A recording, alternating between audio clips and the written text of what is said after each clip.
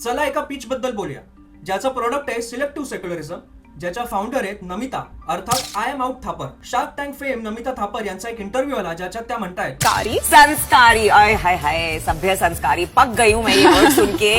You know people think कि यार साड़ी पहन के पूजा करो तो संस्कारी होते हैं. That's not true. Sanskar is about having a kind heart and you know just being full of grace and gratitude. म्हणजे sanskar is full of kind heart and grace वगैरे सगळं ठीक आहे, पण संस्कार शब्दाची मस्करी करताना तुम्हाला पूजा आणि साडी या दोनच गोष्टी दिसल्या.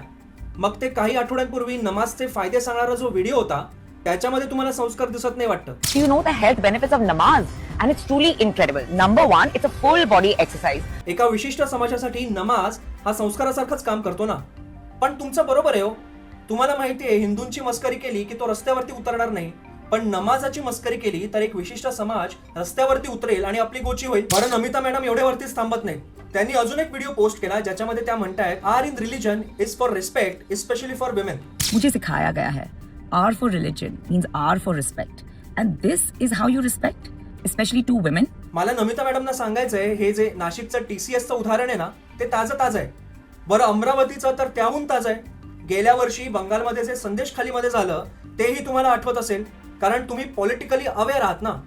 या तिन्ही उदाहरणांमध्ये कुठे गेला होता विमेन बद्दलचा तो रिस्पेक्ट? कारण या तिन्ही केसमध्ये आरोपींनी टार्गेट केले तर महिलांनाच, आणि तेही एका विशिष्ट समाजाकडनं महिला टार्गेट झाले. मग आता याच्यामध्ये तुमचा रिलीजन मधला रिस्पेक्ट कुठे गेला?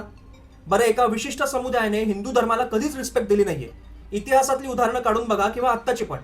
मग हा तुमचा सिलेक्टिव्ह सेक्युलरिझम ज्या वेळेला मस्करी करायची वेळ येते तेव्हा हिंदूंवरतीच कसा घसरतो? नमिता मॅडम, जेव्हा शार्क टँक मध्ये एखाद्या बिझनेसची आयडिया येते त्यावेळेला तुम्ही सहज म्हणता हो this is not my expertise so I am out.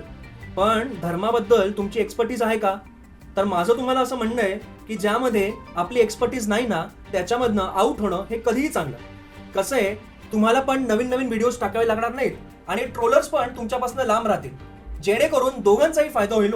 म्हणजे तुम्हाला एक्सप्लेन करण्याची मेहनत वाचेल आणि ट्रोलर्सची तुम्हाला ट्रोल करण्याची मेहनत वाचेल. असो, या सगळ्याबद्दल तुम्हाला काय वाटतं ते मला कमेंट्समध्ये नक्की सांगा.